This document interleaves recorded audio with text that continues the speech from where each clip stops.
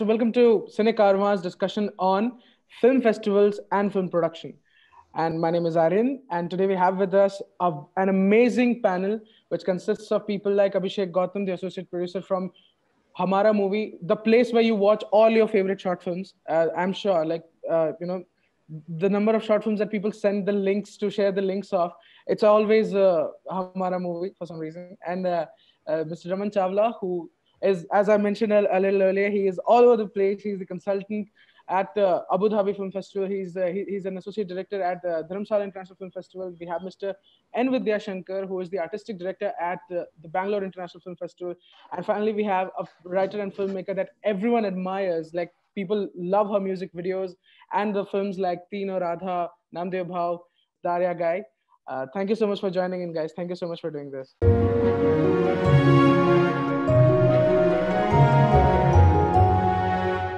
So let's just get right into it. So my first question is for, like, it goes all to all of you.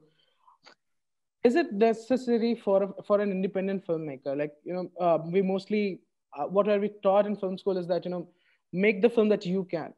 And there's never this question, there's never this ounce of doubt in our head that, okay, who wants to see that film that I want to make, that I can. So should an independent filmmaker, before he or she starts to write the first page of the screenplay, have this thought in their mind that, okay, where is it going to be seen, where am I going to, how is it going to reach the audience? So should a filmmaker have those thoughts? Anyone of you can take the lead. Yeah, of course, every uh, film is made for an audience. I mean, any story is written for a reader. A film is made for an audience. I mean, somebody has to see the film. Finding that audience is the journey. Of course, the film has to make ultimately. How does it reach its audience? Uh, the mainstream films reach their audience through. I mean, because they have huge budgets for production, huge budgets for distribution. They do a lot of promotion, and a lot of factors come into the mainstream. But how does an independent film promote itself? Uh, I think the festivals, of course, they come in here because festivals, in a way, they are alternative film distribution networks, as far as I'm concerned, because a festival is trying to show a film that would not normally reach the screens. Usually, of course, they balance it out. I mean, the whole program of the film festival is balanced out. Every festival has their own criteria by which they choose their films. Uh, but a festival is definitely an alternative distribution network. It helps a film to reach an audience that is way beyond the festival. A festival has the presence of film professionals from different parts of the world. I'm talking about a typical international film festival. I believe every film will have an audience, and that is what a festival like Cannes also shows. I mean, apart from the films that are screened over there as part of the official program, there is a huge market, and every film will do some business there. I mean, all kind of all genres, B grade, C grade, D grade, they have everything there in the market. And every film, I mean, at least there is there is some interest. Somebody or the other has an interest in that. I believe festivals, by the documents that they generate, every festival brings out a catalog, write something about the film. Every festival now has social media handles. They promote the screening of a film. Of course, within the festival. And now festivals are even going virtual, so people sitting in other regions of the world can also access if they wish to. And the festivals have also, over the ones that have existed for a long time, we know, what kind of films. Rotterdam has its unique kind of program. Berlin has another kind of program. Cannes is another kind. I mean, so even distributors from other regions are looking at how the audience is reacting to film. And I believe Toronto is neither a film market nor is it a competition, but it is both without being either. One thing is that uh, I believe, I mean, I have heard this, that there are people who measure the, the length and the intensity of the applause of a film. Wow. There are really, they have devices to measure this. I mean, time you can measure easily, of course, but the intensity of the applause is also something that is taken into account, Is that a you fact? know, Like while you determining the do you price do at that? which the film will sell. So it is a market without being a market, in fact, Yeah. and uh, and it is a competition without being a competition again, because I think the jury is the audience. Yeah. They are reacting to a film, Sure. uh, and since it Canada is a place which has a very, cosmopolitan audience. It's an audience not just of Canadians. All kind of people are living in Toronto, and definitely they are at the festival because to see not only films from their own country from which they have migrated to Canada, but they end up seeing a little bit more because once you get taken in by the atmosphere of a festival. So, yeah, I mean, to sum it up, I mean, festivals are acting like distribution networks. I mean, maybe the results are not like going to be seen immediately, but films get labeled. This film was in Toronto. Obviously, then it's not a nothing film.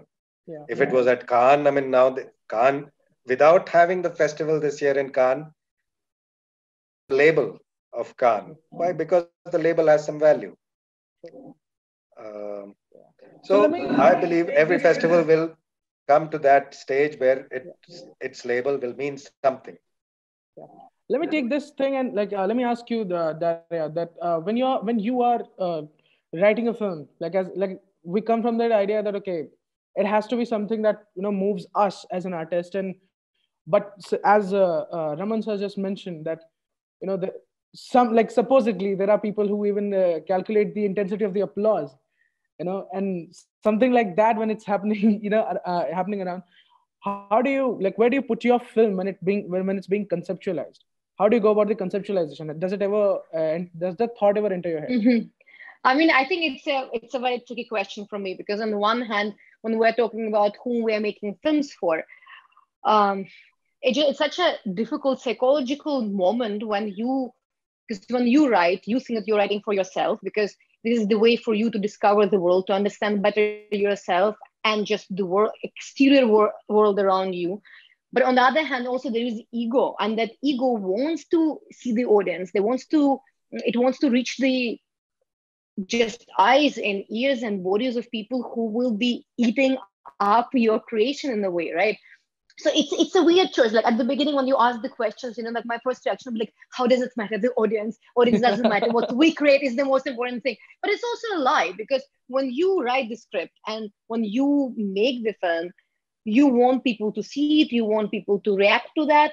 um, I think there needs to be a very strong balance, and you as a creator, you need just to follow up your, like you need to have kind of like like a radar in your head and just to see whether you're going crazy or not, whether your ego is overtaking or insecurities is overtaking. Because it is a very tricky thing. You're very attached when you're writing. Of course, when you're writing the story, whether it's a festival story or it's a Bollywood release or it's South Indian films, because the treatment of it will reach the audience faster because we're talking about the languages, right? There are cinematic language, there is storytelling language, there's mythological languages that you can operate depending on the audience that you are planning to cater to. Of course, sometimes there are global languages, but I don't think that you always know what kind of audience you will target. On the one hand, of course, it always helps you when you know that this is a festival film, this is a release film, because then you will adapt your tools, in this case languages,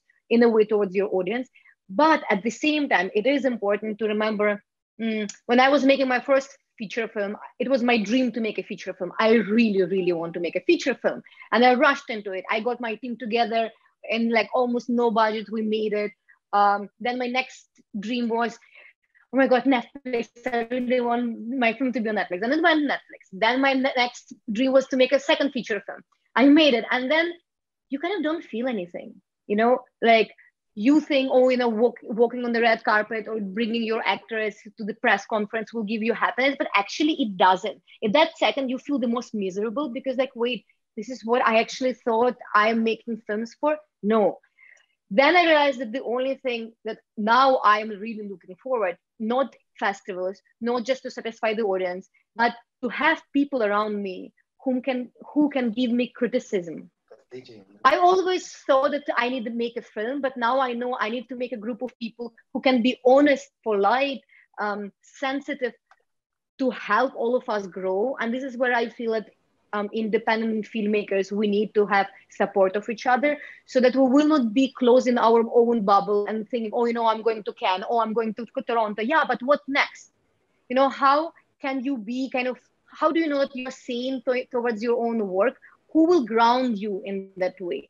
Because again, on the other hand, yes, we're making it for the audience, but we also have our own voice. So we make stories, we want to tell the stories. So we have this conference right now because all of us inherently want to hear, want to exchange the experiences, right?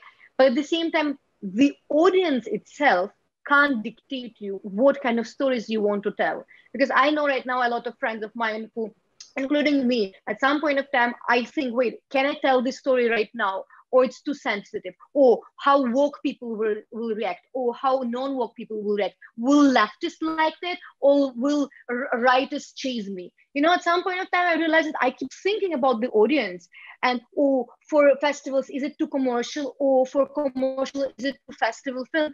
And I realized that I just started so much labels and so much, weight on myself that I just at some point want to be free. I'm like, what? Even no one will like the film, I guess it's okay at some point of time because freedom for the creator is important. Sure.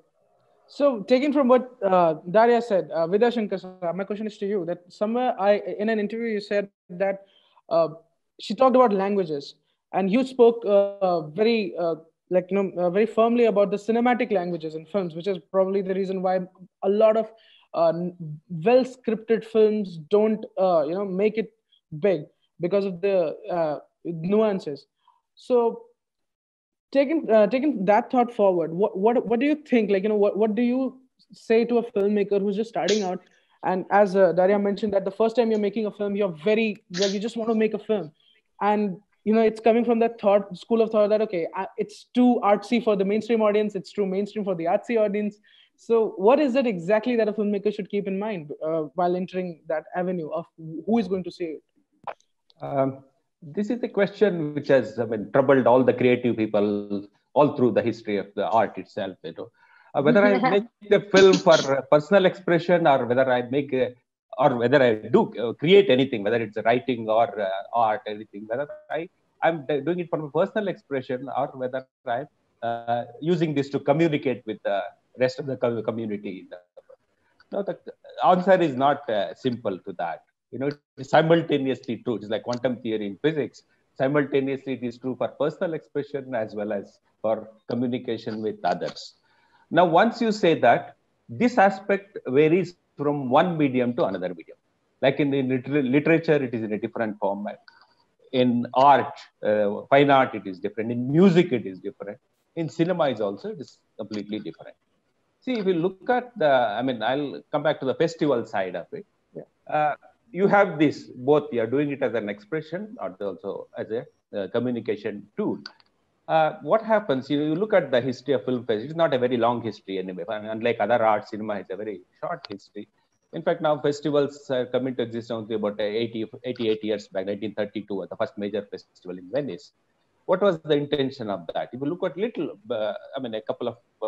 a decade earlier, the film societies come into existence in Europe at that time. What was the reason behind that? One of the philosophical questions, like people like Bernard Shaw and others have raised, that in every other art, we have a freedom to choose what we want to do. Like I can choose a book, what I want to read. I can choose what I want to see. But cinema, because it is in the marketplace, it has to be seen in a place, in a theater. I don't have that choice. Whatever is shown there has to be seen by me. Therefore, that was the basic thought when film societies were formed. I should exercise my right, exercise my freedom to see what I want to see in cinema as well. That got extended into film festivals. If you look at the film festivals, all the film festivals give you what you can't see in the marketplace. It is available in the market. Cinemas are available in the market. Therefore, I need to find a place where I want to see what I choose to see. That's where curating a film festival did come into existence. And then what we are doing in film festivals is that 3,000, 4,000 films are made every year in the world. I have to choose only about 100 films for my festival. What do? I have to, as that told that, there should be critical appreciation of what somebody is doing. That's where the film festival has a place in the world. Not that, there's always this talk when cinema comes as though the art is against the kind of commercial cinema. It's not the commercial or the art. Any media for that matter, even look at literature, how it is used. It is used in different forms as a communication media, as a journalistic media, as a literary forum. You name it, it has a same way. Cinema is also used for, some people use it for purely commercial purposes. Some people use it for cultural values. Some people use it for artistic expression. Some people use it for intellectual communication. Therefore, there are different ways of using cinema. What you are talking about, when about my interview, is that I was talking about the filmmaking involves, unlike some of the other arts, a skill. A skill is not a very important tool in other arts as much as it is in cinema, because cinema is both constructed and created simultaneously. It is a construction. You need to know technology of cinema. You need to understand the economics of the cinema. You need to understand the other aspects of cinema, unlike other arts, where there is a construction process and also a creative process. Now, how do you balance these two things? That's where we talk about indie cinema, we talk about the commercial cinema or the Bollywood or the Hollywood as a two different things. They're not different. They exist at the same time, but you choose where you want to be. You choose whether my cinema needs to be go into the format where it should be a media to communicate with the other communities in terms of intellectual or cultural values, or in terms of entertainment. I mean, entertainment is not a negative term, in terms of entertainment only, where you just see it and you need not get influenced by it. You just spend your time and seeing something earlier. That is the stigma for cinema. Actually, entertainment is a stigma. Actually, people say that when you have time, you go and see. In fact, Godard said the same thing. 2 hours or 2.5 hours of my time I'm spending to watch a film. You don't say that I have time to waste that time. Therefore, there needs to understand all these things in the cinema context in a different way. There is a construction side, there's a creation side. We need to develop our skills in constructing a cinema. We have to have something to tell to others, or I have something to express, and so that others also will feel the same experience as I have when I'm doing this. As I'm exploring this world, they also join me in exploring this world. I'm also communicating something I have to say. That is the creative side of it, construction side. Indian cinema for festival, the major problem I have seen is the construction side. Because we have a lot of stories to tell. We are one of the ancient civilizations of the world. We have a lot of things to tell. But where is the construction side of it? What is the quality of filmmaking we are in? We don't have many, for a population of 130 crores, we don't have enough educational opportunities for children to learn about cinema making in a proper sense. Everybody thinks that they have something to say. They go to and make films, without understanding that cinema has a lot of things to be learned before getting into construction cinema. The other part of it, as a film festival director, I can tell you is that today, film festival, there are more than 3,000 to 4,000 film festivals in the world. Therefore, there is this forum which people need to use to bring their films into focus. It is possible. There's so many genre film festivals. There are only focused film festivals. There are general film festivals. There are festivals which cater to particular thematic concerns. Therefore, when you make a film, comes into one of these categories. You choose those film festivals. Get into them. It's not a big money, because indie filmmakers also don't spend big money to make films. Therefore, there is quite a big money. I spend nearly 5 million rupees for only royalties to the filmmakers. Even for Indian filmmakers, I make it at least some token. We do pay them as a royalty to the filmmaker. It is necessary to understand that filmmakers have spent money on that. It's not just showing it to the people, bringing the audience, and not just bringing into audience to a film is not just enough for a filmmaker and a director. You need to understand that they spent money on that, they spent time on that. Sometimes it's their livelihood. We need to understand that. And this concept also has to be put through the film festival. This is not really happening in India in a big way.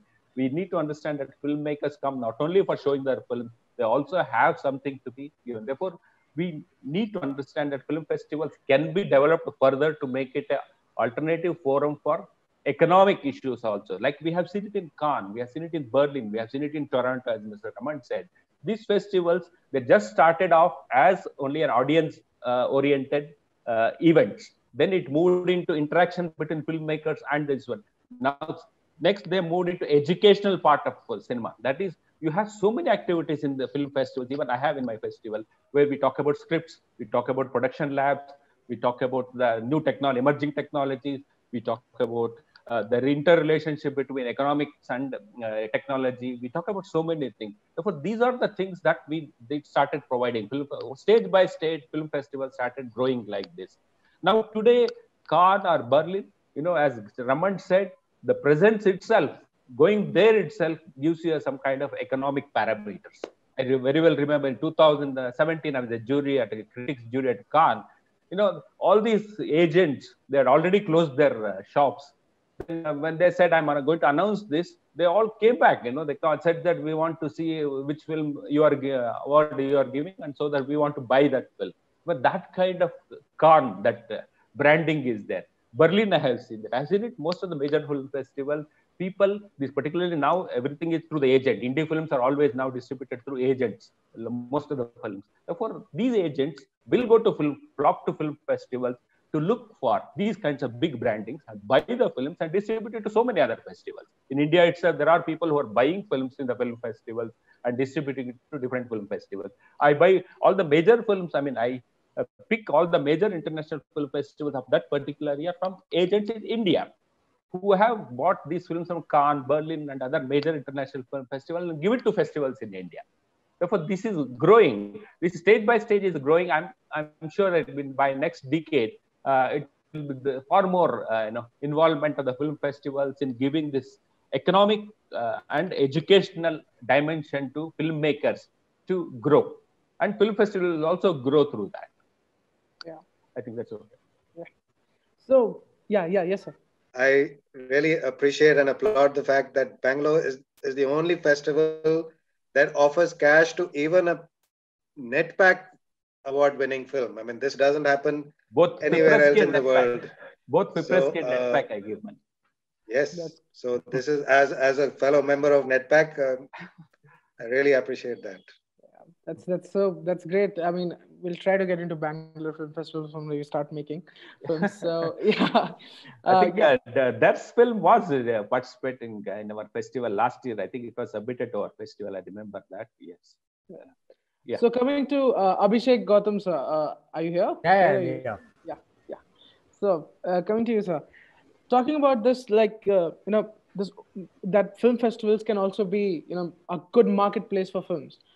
Coming from a very production point of view, I've read somewhere that I've read your interviews and where you said that it's about backing a good film.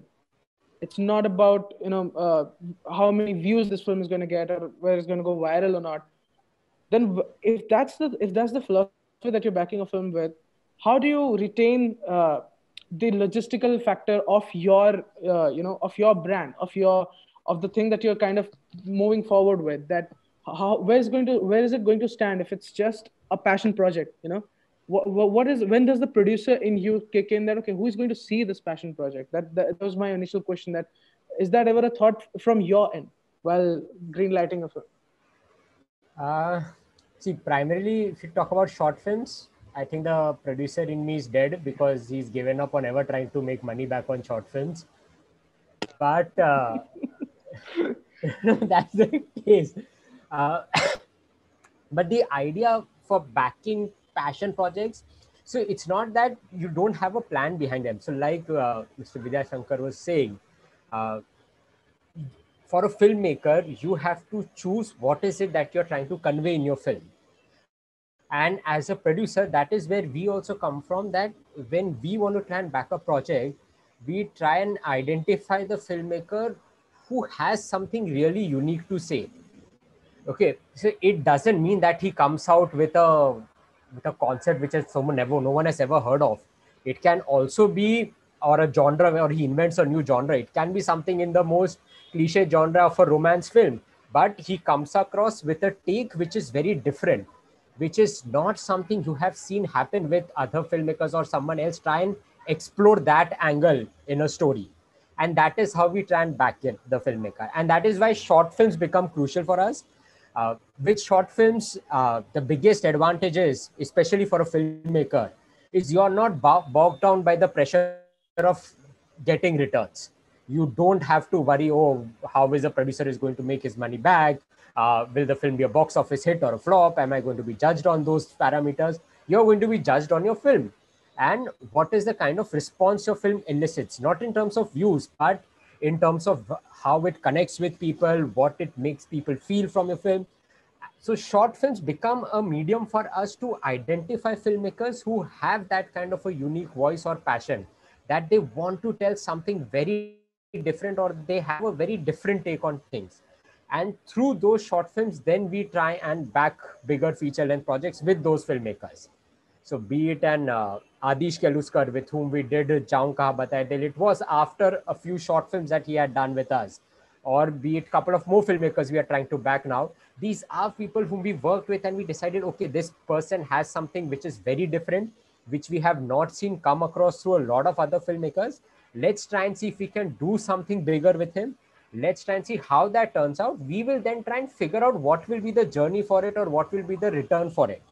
See, when you do projects like this, it also is a long-term investment, in the sense, when you started doing short films, that was about 8 years back, there was no real market for Indian short films. Most of the people were not aware also of Indian short films unless you were a film school student.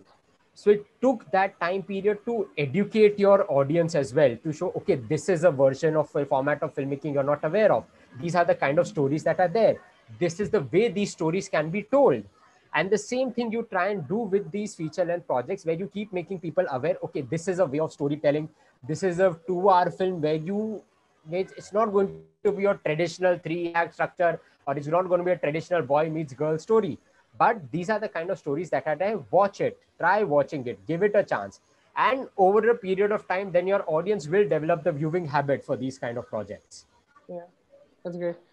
So, yeah, okay, that is wonderful. You made great films. Yeah, someone says, like, it's a compliment to Hamara movie that you've made great short films. Thank you have you. a Thank fanboy you here. for watching our films. Yeah. Okay. So, Daria, my question is to you that when you started out, like, well, your first film, you were writing your first film, and you said that, okay, somewhere you have to stop thinking about who is going to see it. But your creative choices, do your creative choices also depend on the fact that, as Abhishek mentioned, that it might be a very cliched boy meets girl story, but the take on it, and to put it very crudely, and to bring it down to that level, let's get down and dirty about that. That when you're making a film, which is a very cliched story, it might be a very cliched story, but it's got like it's shot a certain way. There's shallow depth of field. There's many more close-ups. The editing is really. I mean, yeah. So something like that. If it's got long takes. I mean, no, sorry. I didn't mean it as a like an attack on your film, which I loved it. But if it's got long takes, if it's got experimentation, quote unquote, on a subject that can very well be a song and dance film in a Maddox Films backed film, I mean, if I can say that. So what do you do? Like, where does your creativity and that creative instinct kick in? That, okay, I have to make this for a festival. This is the liberty I can take. That certain things I don't want to explain, and which festival to go to. So what are your thoughts behind that? I don't know. I have no thoughts and so many thoughts at the same time. When you ask something like that, it just gives me subconscious fear even to think about it. I don't know. It is very tricky. Yes, definitely what you mentioned about, like when is your intuition that's supposed to kick in, and sometimes on the level of creative intuition, you know that something will work and something will not work. And let's say even simple things that the story needs a long take because, and sometimes you don't know why. Then later on, you start dwell why you have a weird desire with a long take, and you realize that maybe just consciously pick up some ideas of yours, and as the character is, for example, in my first picture, the character were the walls of the house. So I know the only way how to represent the characters as the walls, it would be long take because the walls, they don't look away, they don't blink, they're always omnipresent, right? So they're always watching you. And the only way that I can do it through my tools would be to go with long 45 minutes take, right? So when the camera is always present. So I guess it's always depends on the story. And then when you talk about the cliche stories, I don't know. I think again, it's watching. Everything is cliche. Like we waking up in the morning, it's such a cliche thing. Most of the students will always start just from the like clock of the watch at 7 a.m. and the person is just like close up. It's a cliche, but on the other hand, it depends, right? What kind of story? If you know why you're doing that, and it's a strong visual, and there is a reason for you to do that, because I do believe each scene, how we were talking before. I think Abhishek also was mentioning about like 3-act structure, right? Because even in the absence of 3-act structure, there is a 3-act structure. Because if there is no structure, you still have to first establish that there is structure, then you have to remove, and now it's removed. So everything is 3-act. We wake up and then we do something, then we die or we go to sleep, right? So even when you build any kind of narrative or in every scene in your film, will have 3-act structure, a part of even the entire story. So I think it just depends how you build those 3-act structures, how you look at it, because the most cliche stories can be the most interesting. And that depends whether you use your own voice to tell those stories. Because if I'll tell you, I fell in love with a boy, it sounds cliche, but what kind of experience I went through, what kind of details, what kind of weird associations with the smells, with the touches, with the weird sensation in my stomach and butterflies. And I still remember his knees at my knee, the cab, it was so weird, right? So all those moments are those that create an interesting story, make you feel related to that, no matter how cliche or not cliche stories. I mean, as we know, there is nothing new under the moon, right? There's no new stories. So this thing, like, the take has to be, something that's interesting, and not just interesting. The take has to be something that is very personal to the filmmaker, is what you mentioned, Abhishek.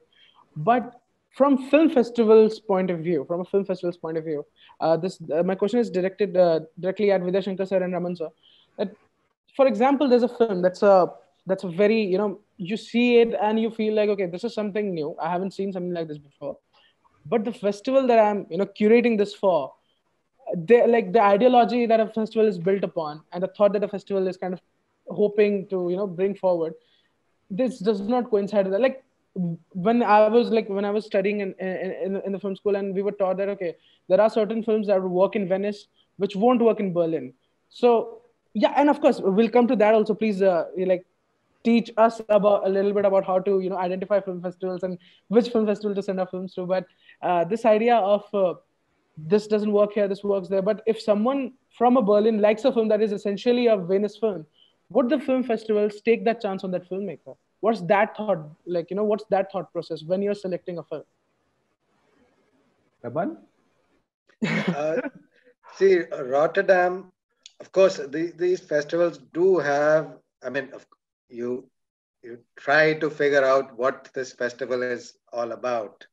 There is no necessarily a clear answer, but what I have observed is that Rotterdam gives space to a lot of experimental work. It gives more space to experimental work than Berlin would. Berlin is a European market oriented festival. Cannes is a world market oriented festival. And Rotterdam is looking for some niche things. I mean, they do all kind of very peculiar programming even. I remember I've been there twice or thrice, and the first time I went there was a program curated of films that were made either about taking drugs or they were made under the influence of drugs. Which you can't imagine any other festival doing this kind of a thing. I mean, of course, um, it is Netherlands, and it's well known that marijuana is sort of legal there in Amsterdam, at least, but it's tolerated. So they can even think like this to curate a program, and that when you think of this, I mean, obviously there are films being made under the influence and about the influence. So, if you have an experimental film, I mean, you should try, of course, but every experimental film is not going to find room. Like Vidya Shankar ji has said that, a festival can show about 100 films. I mean, how can you fit in everything that you like? It's a very tough job for us to sometimes not select a film that we have even liked.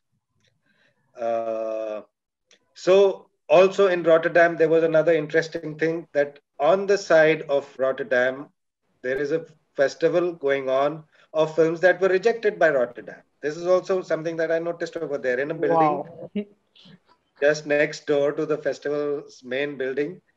It was an empty building. Offices were going to be sort of, given space there. But in the meantime, this was empty. They got the thing sponsored by people who make beds and mattresses. So they put beds and mattresses in the big, huge hall. And you could go there, lie down. You would even get something to drink, and you will watch the film on the ceiling, lying down. All these films are rejected from Rotterdam. Doesn't mean they're bad films. I mean, that there was just not enough room, enough space. So Berlin they have different sections. Different sections have different meanings. There is generations. There is generation, for a certain age group. That means stories of people of a certain age group and children or young adults and so on. There is a panorama that has a different sort of, that is trying to give a spectrum of films from different parts of the world. So every section has its own thing, even in a festival. Of course, a festival is trying always to find new voices. And even it's a balance between established and emerging filmmakers. True. Of course, the established filmmakers are used to attract an audience, and the emerging will also benefit from this audience. That is why also there is, in the film festival in Cannes, the glamour is a big part of the thing. You want to attract attention to this festival, and slowly maybe this audience that is interested in more at first in the glamour part of it will get also interested in other things that the festival offers. So festivals try to balance also this. And I mean, every festival is not right for every film. If a film gets banned in Cannes, means it is banned all over the world. I mean, it will be written about when they express their feelings. And I have seen in Cannes, they have expressed their they have booed even some very great filmmakers while the screening is going on. And therefore, actually now Cannes has changed its strategy. Earlier, it was possible for the press to see the film at 8 a.m. in the morning, and the premiere of the film is going to happen only in the evening, the red carpet, etc. But the press people now, because of social media, they have right there, they're sitting and they haven't even finished watching the film. They have tweeted something. If they have disliked it, this causes a lot of damage. I mean, the premiere has not yet happened. Now Cannes doesn't show a film to the press before it has been shown as a premiere now. The press the press and even us festival programmers now will watch it the next day rather than, before it has its first official premiere. Nobody, Cannes has chosen the film. Of course, always, Cannes is showing very few films in the official selection, less than 20. So they have handpicked it. Of course, there are some they have picked. I mean, of course, you also come across films that you wonder why this film found a place in this 20 films Let's of be Khan. specific. Which film are you talking about? I mean, it's Every year difficult to it remember the happens. names, but this happens. Almost every year it happens. Every year there will be one film like this. You wonder why it is there. This year, which was that film for you?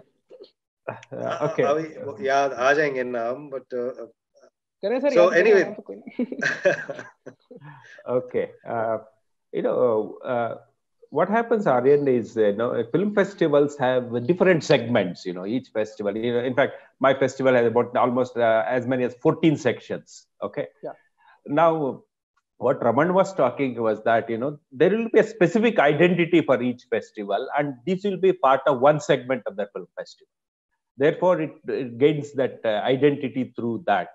And there are generally, as he said, major section is a contemporary world cinema is the major section where we get to see what are the best films that was supposed to be best of the films made in the previous year both by the emerging filmmakers as well as the already established filmmakers. Now, these sections, what we talk about in these other sections, like he said, experimental cinema, like the Women Director Cinema in Kolkata Film Festival, it is there. There are different festivals showing different kinds of films. Like I have a section on Asian cinema, the specific this one role. Like that, each film festival will have its own identity segment. And also there are general segments. Whether you go to Cannes or Berlin or Venice or come to Bangalore or Mumbai or Kolkata, you see some of these films which come to all of them. Most of these films, they come to them because they're the films which have made big in that previous year, and we get to see them, all of them. So that is one part of it. And therefore, you can choose. If you are a filmmaker, if you have something, you feel that you've made a specialized entry to that, you have to choose that kind of festival which has that kind of a segment. Like, about 4 years back in my festival, we started this little known Indian languages films that I started about 4 or 5 years back, where I get films made in dialects. Like we have a number of dialects in my state only, and there are a number of dialects in northeastern part of India. There could be a Haryanvi language there. These kinds of films, I have created one segment for that. Every year I screen about 8 to 10 films which are made in these dialects of India.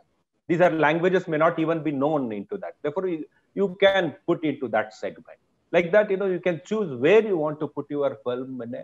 Everything may not come into the competitive section straight away, or every film need not come directly into the contemporary world cinema section. Therefore, you can choose your festival where you want to place your film, in what context, what cultural context, what that country, like he said about drugs, that kind of, it's about a specific context, specific socio-cultural context in which the film can be played. Therefore, we can choose all those things. As far as you're talking about the techniques, this kind of techniques you use different kinds of, like you talked about cliched this one. It is not that, that said, it's not about the theme of the film, the way it is made. And we always say in festival, one concept, if you see any film festival, one basic concept is that content has to be local and the making has to be global. The forum has to be global. Content has to be invariable. If you are an indie filmmaker, you're going to respond to your situation. You are respond to your circumstances. You're going to talk about your country. You're going to talk about your people. But that's how always the themes come into you. But themes generally is local. The forum has to be global because cinema is a global format. In literature, it may happen that you have your own idiom in the local languages. But cinema is a global language, which is a global idiom through which you can communicate to person anywhere in any part of the world. Therefore, we always look at in film festival, a film like, what kind of films we choose, you asked about that. Generally, we need to understand that it has to be located in a particular culture of that zone, of that area.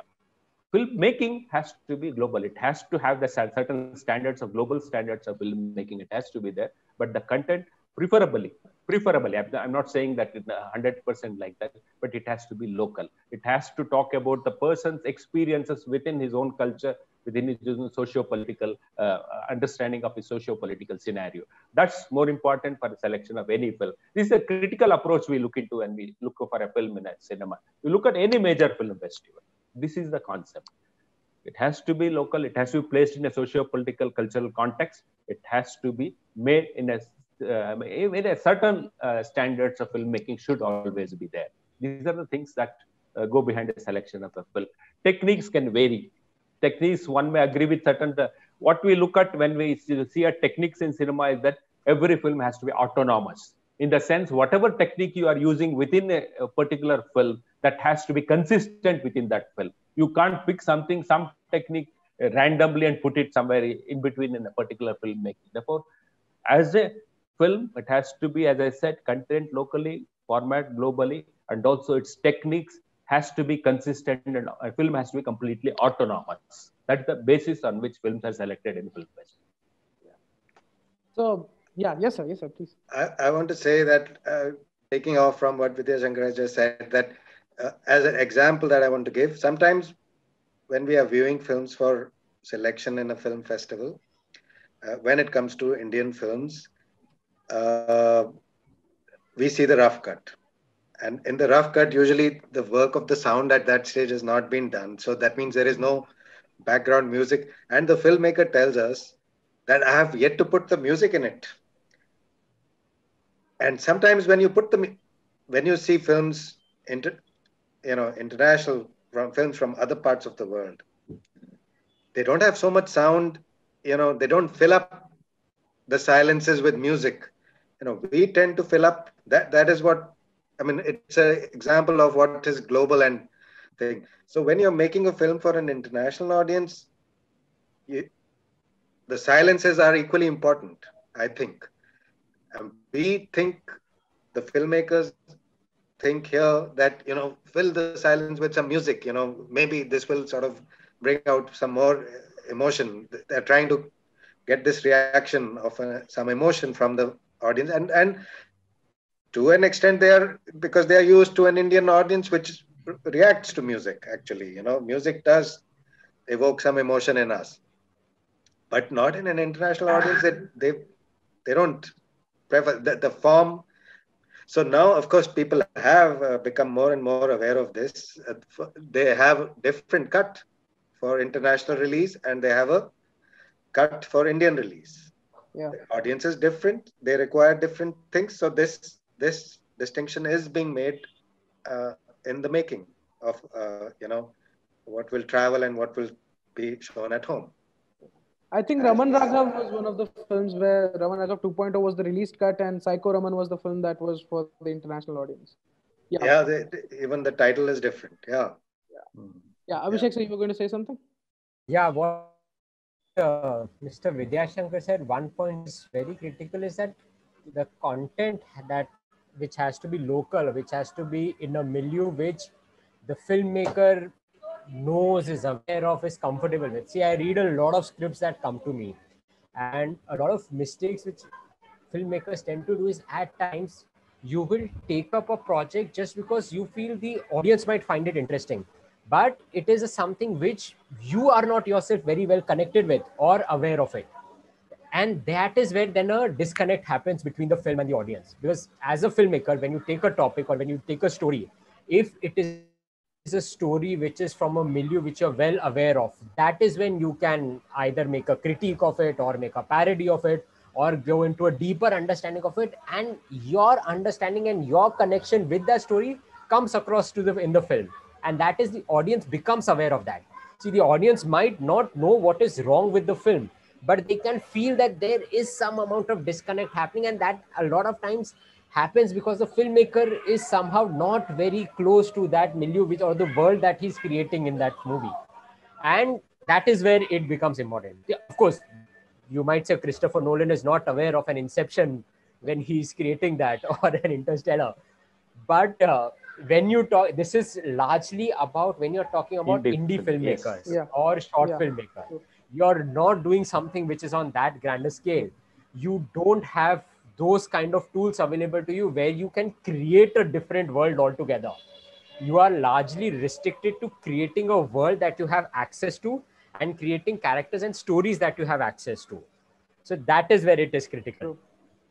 So, taking it from that, the world that a filmmaker knows inside out. Now, let us take the example of a lot of people who are watching us here, they might have had this question in their head, including me, that like suppose we have a film, and we know that okay, we are familiar with how films are made, and we know that okay, this one to make this one, I need to show that okay, I have made this another film, and to make that I need to make a smaller film that will be made of borrowing money from my uncles or someone, and I'll make it like 20-25 lakhs the film will cost. So I'll literally owe money to everyone, and so the film is made. I put aside like 2 or 3 lakhs or 5 lakhs for the festivals, but I know that this film is not, because as a student filmmaker or as a student of cinema, the festival films that I've seen are mostly, people have this. I don't know if it's a misconception. You can clear that up for me. Is that people have this thought that okay, if it's a very serious film, only then it'll find an audience at the festival. If people are like, man, that moved me, and but if it's a comedy film, you'll have to go to a genre specific festival or something like that. It can't be a musical. I mean, if it's a musical, it has to be a full blown musical, legit singing in the rain in 30 lakhs that looks like it was made in 30 lakhs. And so as a producer, how do you say, like, taking your journey in terms of Jaun Kahan Bataye Dil, when you back that film, how did you, like, what was in your mind of where do I want to take this film? Like, how do you distinguish that, okay, which audience to attract for this film, which is literally shot on, it's long takes, and it's two people talking. And so, and of course, this might sound a very trivial or a very that kind of a thing, but people say that okay, certain films work because they've got nudity in it. European cinema worked because they see it artistically because it had nudity in it. So did Jaun Ka Bataye Dil, right? So I mean, that's what people say. What's your thought? Like, what's your take on it? See, and this sort of relates back to the very first question that you asked. When you're writing, are you thinking about the audience? With Jaun Kaha, or with, at least that is what, I might be wrong, but this is what I feel, that when you're at that stage, you can't think about who is going to be my audience when I'm writing this, because that is too early to do that. When you are writing a film, or when you are at the stage of conceptualizing a film, your main perspective should come is, how well can I tell the story that I want? What is the emotion I want anybody who watches this film to get? Maybe 10%, 15% of people might not have that kind of a reaction, but at least majority of the people will have this kind of feeling. But this is what I want people to feel when they watch the film. Like, if you take Adish, and this happened during the screening of Kaul in Mami.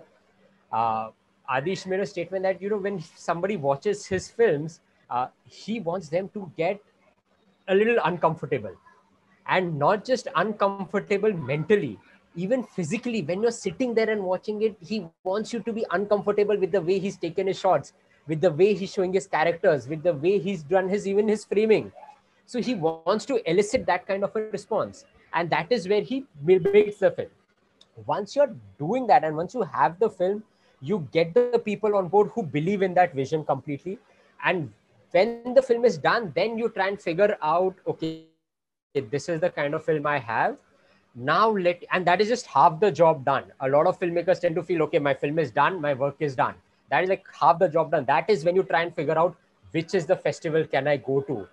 What kind of festival will have an audience for this film? Which kind of an audience will come to a festival? So that is when you decide whether do I want to go to a genre specific festival, because I know when for the audience who are coming into that, they are expecting this kind of cinema. In terms of your top festivals of Cannes, Berlin, Venice, Toronto, Rotterdam, where can I try it? You have to do a little bit of research. You have to try and understand which kind of films worked over where for what type of audience. It also becomes a function of the budget that you have, because it is a massive cost submitting these films. So this selection becomes critical over there, where you say, okay, this is the kind of festival where it might find interest for the film I've made, for the way I've told my story, where the audience that comes would be open to accepting something this kind of a film. That is how I believe you should go about it, rather than at writing stage, you keep wondering who is going to watch my film, where is my film going to be watched, then you're going to be stuck. because you'll never be able to move beyond the stage, because there'll be 10 different people who will have 10 different opinions or views on the kind of film that they want to watch. So you'll be kind of stuck figuring out, मैं iske liye banau ya main uske liye banau, who do I make it for? True. Actually ये किसी को भी नहीं पता होता.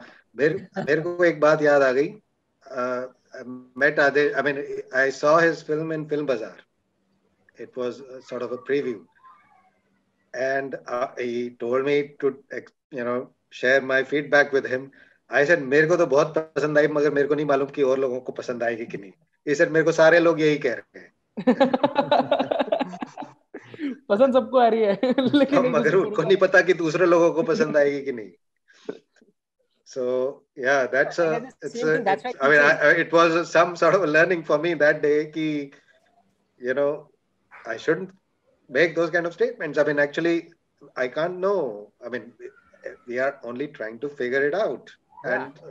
And that's there is the taste of the pudding is in the eating. Sorry, yeah, Abhishek sir, you were saying something?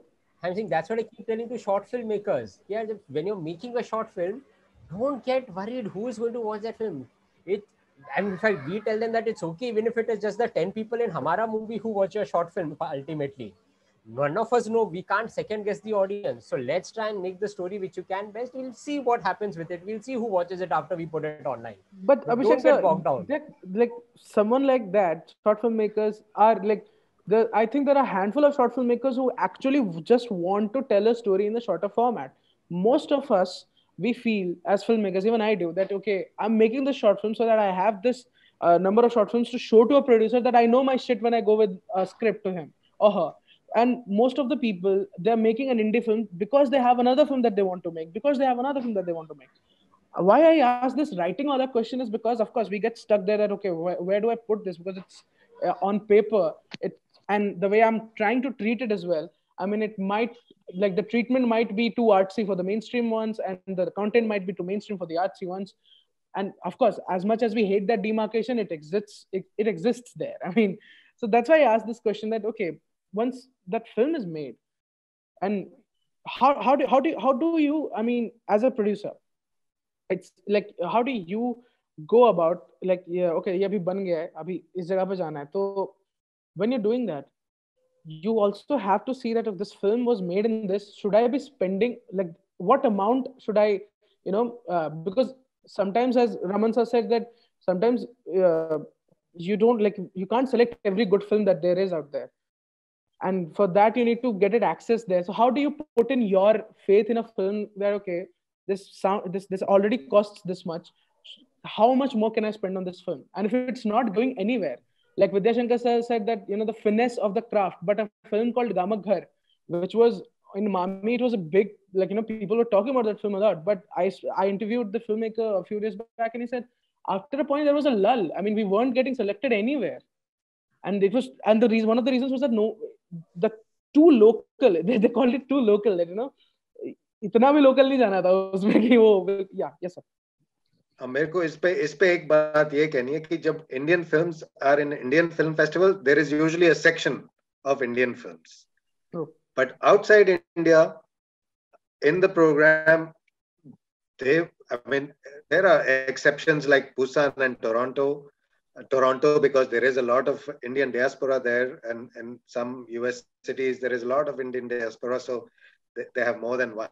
But usually festival only want one or maximum two films from a country, from any country. I mean, बहुत ही rare है कि, of course, now, country means country of the director, because co-productions बहुत हो रही हैं, so, Indian film might be a French film also. But, I'm trying to say that from an Indian filmmaker, they are usually looking for only one, unless it's a program of South Asian films or Indian films. There are those kind of festivals also. So when an Indian film makes it to an international film festival, of course it adds to the prestige of the film, but it doesn't take away anything from the films that are not selected in an international film festival, because again, it's a question of room. But in India, I have been a part of Cinefan, Ocean Cinefan, for many years, till it sort of existed. And we had, of course, a section, not only a section for Indian films, but we had a section, a competitive section and an out of competition section for Indian films. So this much focus we have, we provide this room. And the festival that I work in Egypt, they have, they also give more room to films from the region, from the Arabic speaking world. And not only more room, but they also, in fact, they don't give necessarily extra room, but they have an extra award.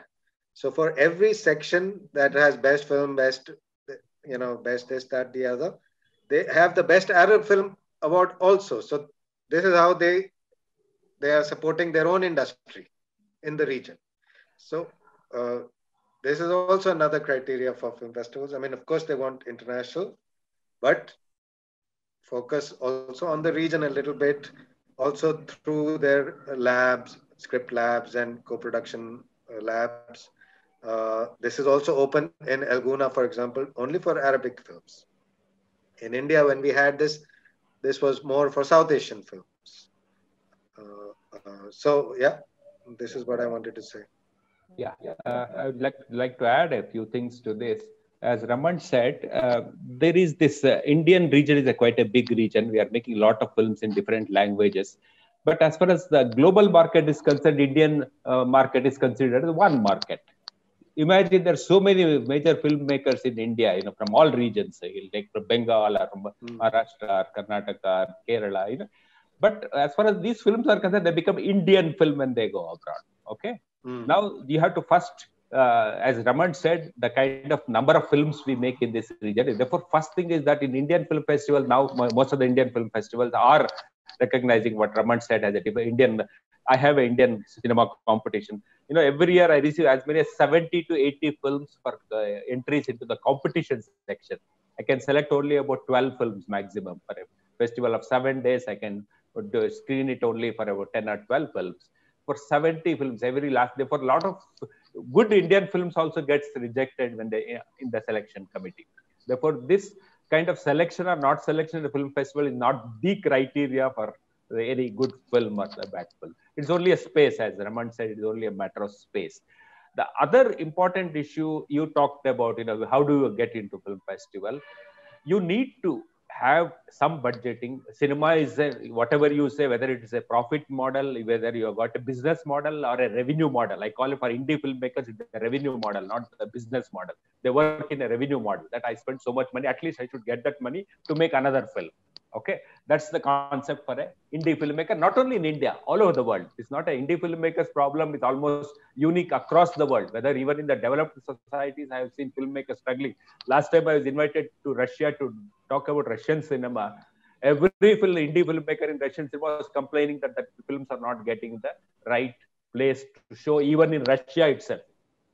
Not even outside, because Hollywood cinema is the biggest thing everywhere in the world. Therefore, German cinema, I have met indie filmmakers in Germany who say that they don't get prime time to show their films. They get the night 10 o'clock or the morning 10 o'clock shows in Germany for indie filmmakers.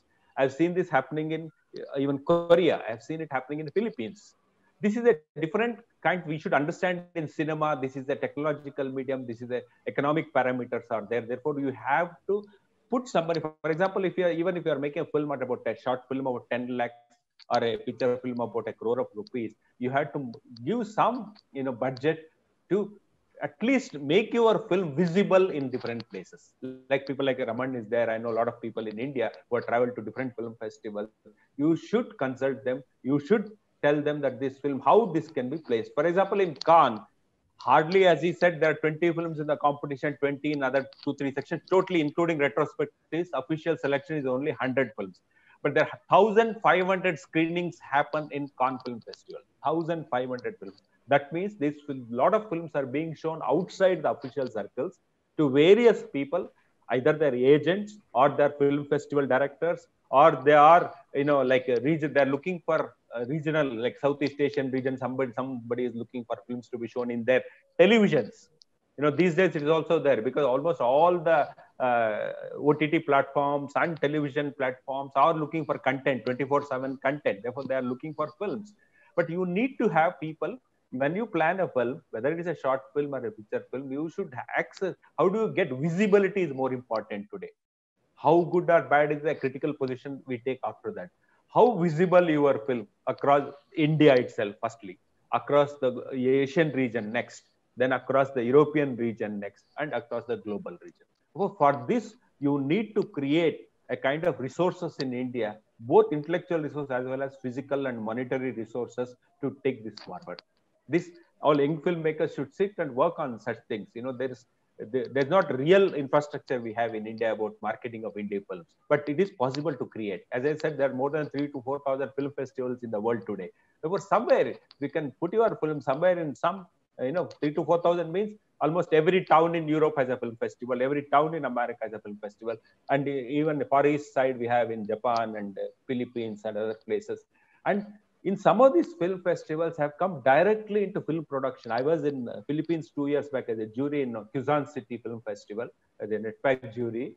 I found that the local, Quezon is a small town, a suburb of Manila, where the mayor of that small town has given some 44 million or $40 million to the film festival to make good films, indie filmmakers, to support indie filmmakers from the script level to the filmmaking. I found out in 5 years of the existence of that fund, as many as 40 films, Philippine films made by the first filmmakers, second filmmakers were across all the film festivals in the world, major film festivals, including Cannes, Berlin, and Venice. Therefore, these are the possibilities that are there, but we need to develop an infrastructure that has to come from youngsters. They have to come together, they have to create, they have to take the expertise of programmers. And there are a lot of people in India who travel to festivals, who put Indian cinema into different spaces. And don't always look for a new filmmaker. You said about, you make short films to show it in your profile. No, most of the filmmakers, young filmmakers, do it as to learning the skill, because they don't have educational opportunities in India to learn filmmaking. Most of them use the short filmmaking process as the way of learning to make cinema. Once they learn to make it, then it comes into their resume. Then after that, when they make their first film, they have to explore these other possibilities. Technology is another thing. I find a lot of gaps in Indian filmmakers' technology understanding. Everybody just says now digitally it is easy. It is not that. In fact, the projection technologies I've run this festival for 12 years now. Last 6 to 7 years, every year there is changes in projection technologies itself. Now till last year I used to get even DCP. This year, 50% of my films came directly to me as a file. I didn't get any physical form of film at all. Therefore, things are changing, dramatically changing. Technology is changing. Therefore, these kinds of inputs festivals are providing. There is need to make aware that young filmmakers that these are available. You should utilize these facilities. You utilize this, the kind of connections we have in this country, and then come out of it. It is possible. I'm not saying that it is at a very nascent stage, this kind of building of infrastructure in festivals and also in small platforms, not necessarily the big platform, because now big platforms are monopolized. The theaters are monopolized completely. The OTT platforms, television platforms, and other these kinds of film festival networks. And also there are now private screening networks are growing in India. In fact, there is a legal issues involved in that. But you see, imagine in Mumbai or Bangalore or Delhi, there are huge conglomerates of buildings. Therefore, if there is 1,000 flats in one conglomeration, they started film clubs, they started showing films. In fact, when we suggested an amendment to the Copyright Act, some of the major actors in Bollywood objected to that, because these film clubs, if they start and showing films like this into big conglomerates, who will come to the theaters? Imagine that kind of situation. Legal situation came up when the Shambangal committee was there and we suggested some changes in the Copyright Act. These issues came up. Therefore, we have to, the world is changing. Platforms are, I think last year there were hardly about 20, 21 OTT platforms. Today, I hear that there are more than 50 OTT platforms in India today. Therefore, indie filmmakers have to look at this network, these OTT platforms, film festivals, then also these kinds of private networks are coming up. There are so many things are happening. Indie filmmakers have to open your listen and open your eyes and see where my film can. And one more thing for short film, I want to just suggest one thing. In what you see in most of the global scenarios, that the short films are actually a specialized activities. Like some people are interested in making documentaries. Documentation is very important in the society. Like where universities take up these projects, research institutions take up this project, social organizations take up this project, NGOs take up this project. Therefore, they're fairly funded through those kinds of organizations. If you are making a short film for a particular thematic concern, like LGBT issue or some legal issues, or some very specific like women's issues. Therefore, these are the separate issues where organizations or institutions are working to propagate, use this medium to do that. Short filmmakers are using these kinds of different, what you call, exclusive opportunities to make short films and learn the trade also. And at the same time, it should be sustainable. Their activity in the long run should be sustainable. You can't just make a film today and just say that I'm a filmmaker and I'll go out of it. That's not a thing. Film is a passion. If you become a filmmaker, you have to look at it. These are the different possibilities you have and get into that. Yes, sir. So my last question to all three of you, it's a two-part question, and I'll start with you, Abhishek sir. And then, of course, Raman sir and Vidya Shankar sir can join in. So this, as sir mentioned that, create the visibility for your film and, go about getting your film seen. And of course, you as a producer, like the kind of films that you're backing, it's very, I have to it should be lauded. The ideology that you're, going forward with is that, we'll see what happens to the film. Like, it has to come from a space where the filmmaker, is expressing rather than just, picking up an interesting subject and making a film out of it. So do film festivals, how do, like say, Jauka Bataya Dil is on Netflix right now. And as Raman sir has mentioned throughout the session that, sales agents and there are distributors who are looking for films.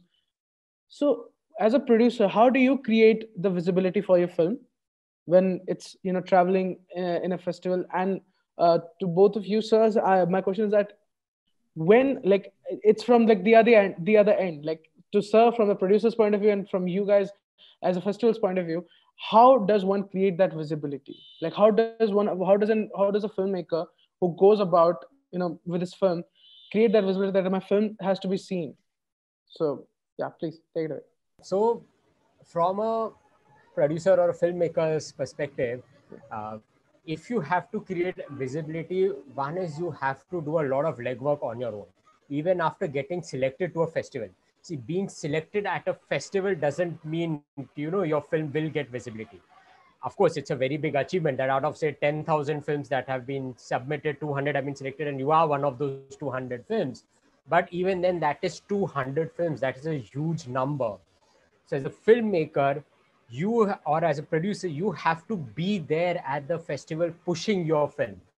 Go and meet with as many people as you can. Go and tell them about the film, inform them about the film, ask them to go and see the film. For the lack of a better word, as an independent filmmaker, you have to become shameless at a level because you have to self-promote. You don't have the resources or the manpower or the bandwidth to hire multiple people to do that for you. You have to do it on your own. So, and you utilize whatever tools you have at your disposal. Currently, one of the easiest and the simplest tools being social media.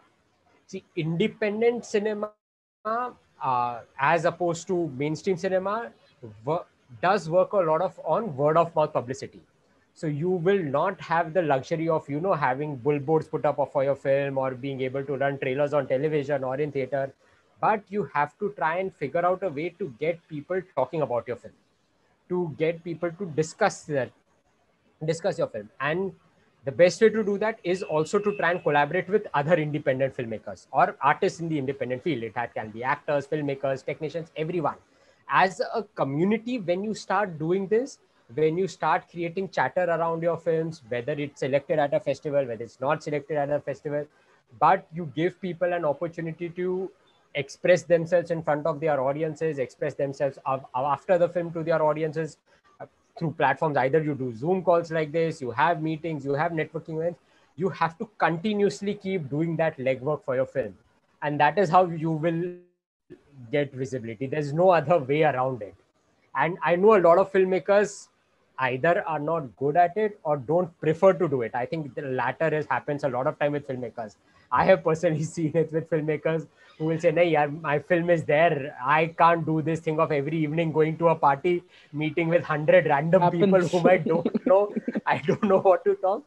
But you have to do it because, and especially for a filmmaker, see, a lot of people who come to festivals, they are not interested in talking to a producer unless you're another filmmaker. But as an audience, you don't care pretty much about the producer. What you care about is the filmmaker who's made this film, whose film you have stood in line to see, and you have watched it. It has had an impact on you. So you want to hear that filmmaker. You want to meet him. You want to talk to him, and that is what the filmmaker needs to do at every stage. He needs to try and build an audience for him, build a community for himself, to constant discussions, constantly meeting them, networking with people. That is very, very critical. Yeah. I want to say, add to this, I mean, taking off again from what Abhishek has said, you have to start promoting a film not after it is made. You have to start promoting your film while it is still an idea. That's In that's the why I right asked. circles. Yeah, Now, yeah. now this is important, especially for independent film, because they don't necessarily have the resources to do promotion. I mean, to take an example, this film Shah Rukh Khan produced, Ravan, how bad it was, but what publicity they did at that stage. I mean, they didn't care for whether people like the film. They want the people to buy a ticket to the film. So this is the job of a promoter, who's publicizing your film. It doesn't matter what is the product. You publicize it, make sure everybody will use it. And all they need is people to buy one ticket. They recovered, they spent a lot of money on the film. They had to recover a lot of money. And before the film was out, I mean, they keep it under very tight wraps. Nobody knows anything about this film. Will it be good? Will it not? Shah Rukh Khan, they have this point. Shah Rukh Khan is in the film. And the first, robot, whatever. They take those points. So that's another thing. One thing is that you start promoting your film early from from the stage of an idea. And the other thing is that there are different skill sets required for different jobs, and this is not happening a lot in India. A writer is often the director, producer, everything of the film. True. We require different skill sets for these jobs, and there are people who specialize in these things. Producer's job is to arrange all the funding that the film will require, and to do all the budget and the revenue model that Vidya Shankar was talking about. This is very important. You don't spend so much money on the film that cannot be recovered from this kind of a film. And you don't spend less money on a film, when the potential is much more. So you have to correctly gauge what money should be spent. And you make the budget not only for producing the film. Usually independent films, they are making a budget up to the shooting and the post-production of the film at the most. Yeah. The distribution costs are almost going to be equal to the production costs. So we have to start, whether it is by alternative distribution networks. And also one thing is that social media. I mean, are you going to do retail selling? You make a product and एक customer को आपने पहुंचानी है, को देनी है. You must give it to a regional distributor, then the regional distributor. So we have to think at least like this. Maybe, I mean, this is my feeling. Ki don't go to the retailer. I mean, your social media is probably targeting your retailer. Ki wo jo ticket खरीद के जाएगा, एक ticket. We have to target first the influencers, what is now called on the online things, influencers. Those guys who will influence a lot of people to make a decision about watching a film. Even when we go to the networks, OTT networks, itni sari filmein, how do I choose one? Somebody has to tell me, somebody's opinion, whose opinion I will respect, will tell me, ye dekh lo yaar, to main, of course I will see it if I respect that fellow's opinion. So those influencers, you have to find how to find these influencers and start promoting it from the idea. And even those, there also festivals have started doing this. There is Film Bazaar in Goa. There is, every festival has film lab, script lab, co-production lab. We call mentors to mentor the people. Those mentors are film professionals. If they like a project, when it is still an idea, definitely they are looking forward to it 3 years down the line. कि इसको 3-4 साल में script लिखेगा, पैसा मिलेगा, film बनेगी, 3-4 साल में तैयार हो जाएगी ये फिल्म, मगर उसको आज पता लग गया है कि ये है. So मतलब these are influences, and the films projects are getting into catalogs. That catalogs are being published in print, online. So now all these, as programmer, if I'm looking for a film, then I'm actually targeting these things also. What is going to come 3 years down the line? What is going to come? Also, of course, I'm interested in what is coming this year. So therefore, Film Bazaar has scripts, work in progress, and so on. I mean, these films are not yet out. So film festivals are also showing films that are not yet fully made, but they are targeting wholesalers, which are festivals, for example, as one example. Film festival programmers and directors are being invited to Film Bazaar so they can meet, they can see some work in progress and keep it in mind for when it is coming. So the promotion should start early, and I think there should be a different man for each job. And director and producer, it's not the same job, it's not the same skill set. Distributor, another skill set. So we must, of course, I understand the reasons. We're trying to do many things, so we are trying to save money. But I don't think we are ending up saving money. Actually, वो नुकसान ज़्यादा होता है उससे. पैसे थोड़े बच गए और फिर बने भी फिर उतने ही कम. So we must get a producer on board as soon as there is an idea. Let the producer find the right kind of money. Of course, we must find the right producer also. ऐसा नहीं कि कोई सब, every film is not. Producers also have. There is Manish Mundra, for example. Everybody's heard about. I think I read somewhere recently that he decided that he wants to make about 20-30 films. It doesn't matter whether they work now, today or not, but 30 years later, he's thinking like this. ये जो मैं film बनाऊंगा, even 30 years down the line, people will want to see this film. So, whatever criteria he gives, however he assesses a script and accepts to do it, this is his idea. कि 30 साल बाद भी वो film चलनी चाहिए. मतलब कि वो, it should make sense 30 years down the line. It should not be a film that will make sense today and never again.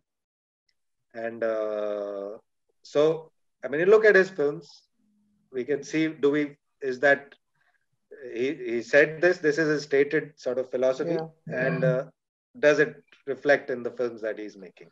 So producers also have this kind of a thing, what kind of films and what kind of filmmakers they want to sort of work, they gel with.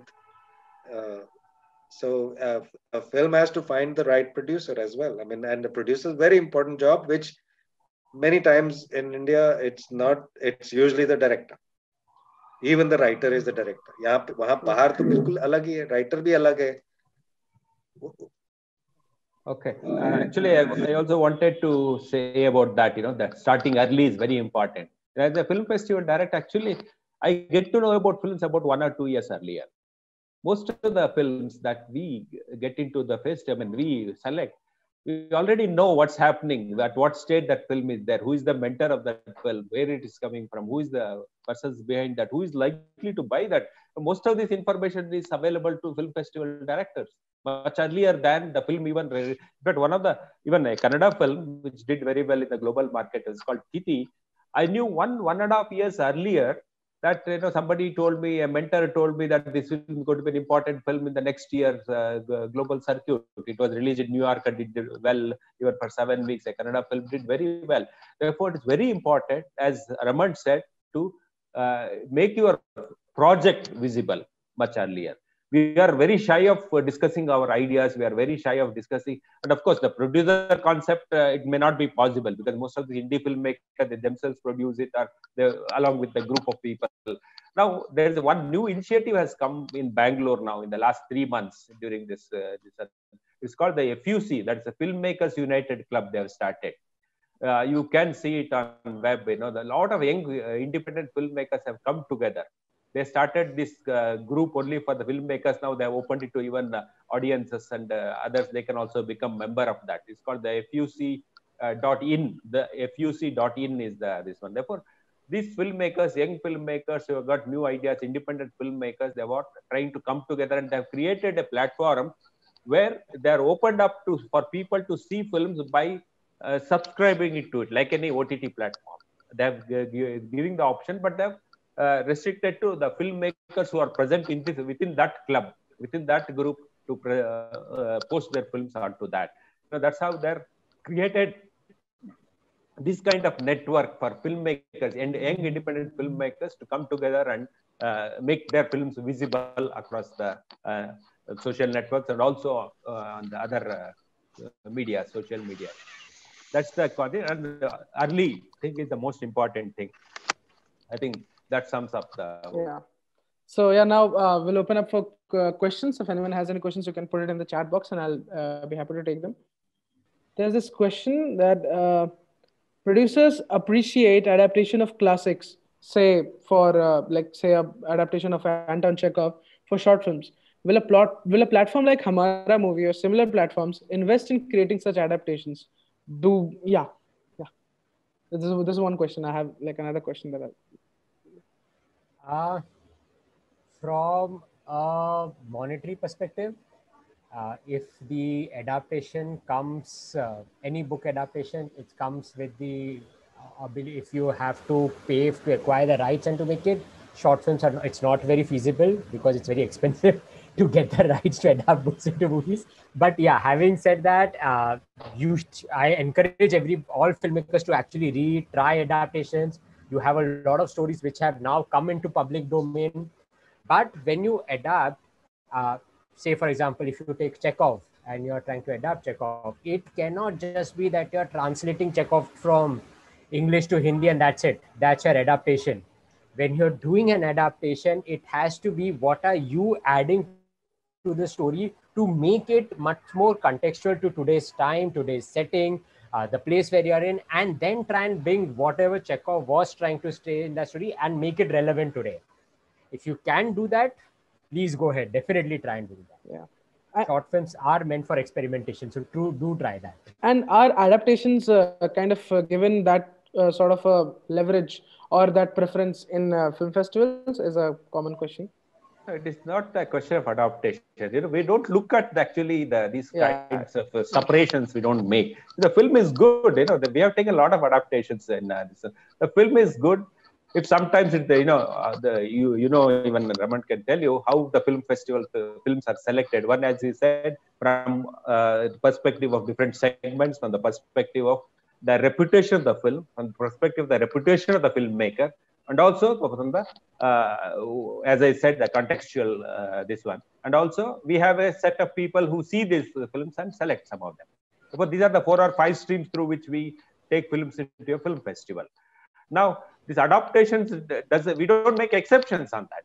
Everything is inclusive. We take any film that is made either in the contemporary world cinema, made in the previous year, or if it is a retrospective of a particular filmmaker, like that we choose according to the category and the section.